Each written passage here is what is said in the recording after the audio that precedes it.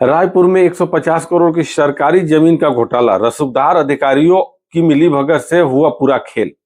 RERA ने बिक्री पर लगाई रोक। मैं हूं सरदिंद भूषण और आप देख रहे हैं गौरतलब न्यूज। आइए जानते हैं विस्तार से क्या है पूरी खबर। राज्य के गठन के बाद का सबसे बड़ा जमीन घोटाला सामने आया है, जिसकी अनुमानित कीमत लगभग 150 करोड़ रुपए लगाई जा रही है। इस घोटाले को पूरे सुनियोजित तरीके से किया गया है। सबसे पहले सरकारी घास जमीन को किसानों के नाम पर किया गया। फिर इस जमीन को शहर के दो नामी रसूखदार की कंपनियों ने किसानों से खरीदा।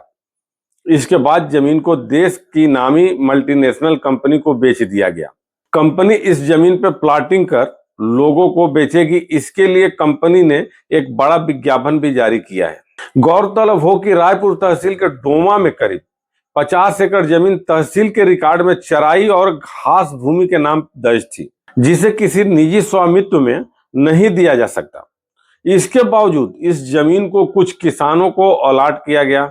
बाद में इस जमीन को स्वास्तिक प्रोजेक्ट और रूपी रिसोर्सेस प्राइवेट लिमिटेड के संचालकों ने खरीद ली।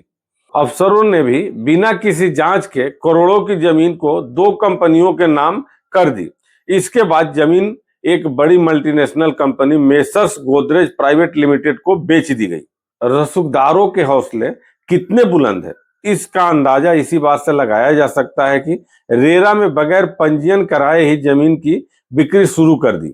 अनियमितता की शिकायत रेरा को मिली तो मामले की जांच कराई गई। सामने आया कि इस प्रोजेक्ट का रेरा में पंजीयन ही नहीं है।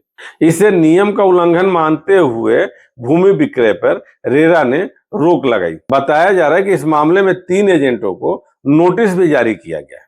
ये थी अब तक की सबसे बड़ी जमीन घोटाले की खबर। इसमें क्या है आपकी राय? कमेंट बॉक्स में जरूर कमेंट करें। लाइक सब्सक्राइब करना न भूलें और ऐसी खबरें देखने के लिए गौरतलब न्यूज देखते रहें। धन्यवाद।